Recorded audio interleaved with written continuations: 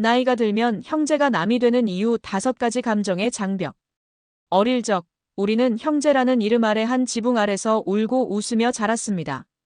작은 빵 한 조각을 두고 싸우고 비밀을 공유하며 밤새 속닥이던 존재. 친구가 없어도 외롭지 않았던 나의 영원한 편. 하지만 신기하게도 나이가 들수록 그 끈끈했던 관계가 마치 낡은 실처럼 느슨해지고 어느 순간 난보다 더 어색한 사이가 되는 경우가 많습니다. 대체 무엇이 그토록 가깝던 우리를 멀어지게 하는 걸까요? 오늘은 형제라는 낭만적인 관계를 남이라는 현실로 만드는 5가지 감정의 장벽을 조금은 유머러스하고 때로는 씁쓸한 이야기로 풀어보겠습니다. 1.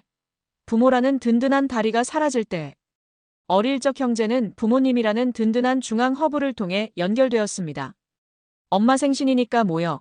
이번 명절에는 다 같이 고향 집으로 와라 같은 부름은 어색해진 우리를 한자리에 모으는 훌륭한 명분이었습니다. 하지만 부모님이 돌아가시는 순간 이 허브는 사라집니다. 이제 더 이상 모일 이유가 사라지고 굳이 연락하지 않아도 될 것 같은 관계가 되어버리죠. 이는 마치 와이파이가 끊긴 네트워크와 같습니다. 처음엔 우리 명절에는 모이자는 수동 연결을 시도하지만 각자의 삶이라는 험난한 데이터 세상 속에서 그 연결은 점점 불안정해집니다. 몇 번 시도하다가 실패하면 결국 다음에 보지라는 말과 함께 각자의 길을 갑니다. 결국 부모라는 든든한 다리가 사라지면 형제자매 관계는 별다른 노력 없이는 끊김 상태가 되어버리는 겁니다. 2. 다른 삶, 다른 주파수, 소통 불능의 시대. 어릴 때는 모두가 비슷한 환경에서 자랐기 때문에 대화가 자연스러웠습니다. 게임 이야기, 학교 선생님 흉보기 등 공통의 관심사가 넘쳐났죠. 하지만 성인이 되면 각자 다른 직업을 갖고 다른 지역에 살며 전혀 다른 라이프 스타일을 갖게 됩니다. 마치 다른 채널의 라디오를 듣고 있는 것처럼요. 한쪽은 이번에 유럽 여행 다녀왔는데 정말 좋았어라고 말하고 있는데 다른 한쪽은 이번 달월세 때문에 허리가 휜다라고 말하면 두 사람의 대화는 평행선을 달립니다.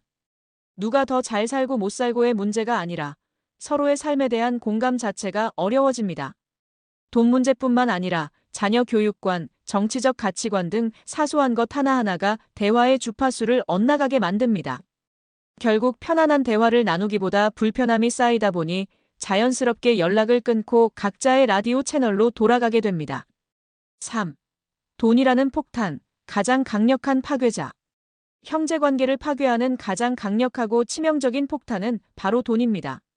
특히 부모님의 병간 후, 장례 비용, 그리고 유산 문제 앞에서는 그 어떤 형제도 자유로울 수 없습니다. 평소에는 서로 내 편이라고 생각했던 형제가 유산 문제 앞에서는 경쟁자 또는 적으로 돌변하는 경우가 부지기수입니다. 내가 부모님 병수발 다 들었으니 유산은 당연히 내가 더 받아야지. 라는 주장과 어쨌든 부모님 재산인데 공평하게 나누는 게 맞지. 라는 주장이 충돌하는 순간 관계는 회복 불가능한 파국으로 치닫습니다. 이 갈등은 단순히 돈 때문이 아닙니다. 나는 이만큼 희생했는데 너는 왜 몰라주느냐는 억울함과 서운함이 얽혀있기 때문이죠. 이 폭탄이 한번 터지면 형제 사이의 믿음은 산산조각 나고 그 상처는 쉽게 아물지 않습니다. 4. 영원한 굴레, 비교라는 그림자. 형제는 태어나는 순간부터 비교라는 그림자를 평생 달고 다닙니다. 언니는 공부도 잘하는데 넌 왜 그러니? 동생은 말도 잘 듣는데 너는 왜 그렇게 제멋대로니? 이런 말들은 어릴 때 상처로 남아 자존심에 스크래치를 냅니다. 성인이 되면 이 비교는 더욱 구체적이고 현실적으로 변합니다. 누구는 벌써 집 샀다더라. 누구네 자식은 명문대 갔다더라. 같은 말들이 오가며 은근한 경쟁심과 열등감이 마음속에 자리 잡습니다. 형제의 성공을 진심으로 축하해주기보다 왜 나는 저만큼 못했을까 하는 마음이 들기 시작하면 만남은 더 이상 즐겁지 않습니다. 나 자신이 초라해지는 느낌, 상대방에게 보여주기 싫은 마음이 쌓이면 결국 만남 자체를 피하게 되죠. 비교와 경쟁은 형제 사이에 보이지 않는 거대한 장벽을 쌓고 결국 관계를 멀어지게 하는 주범이 됩니다. 5. 가족이니까 괜찮겠지라는 안일한 착각. 친구 관계는 연락을 안 하면 멀어진다는 것을 알기에 노력합니다. 하지만 형제 관계는 가족이니까라는 이유로 당연히 유지될 것이라 착각하는 경향이 있습니다. 처음에는 가족인데 뭐하며 넘어가지만 몇 달, 몇 년 연락이 뜸해지면 결국 남보다 더 어색한 사이가 되어버립니다. 명절에 만나도 나눌 이야기가 없고 요즘 어떻게 지내냐라는 형식적인 질문만 오갈 때 우리는 뒤늦게 깨닫습니다.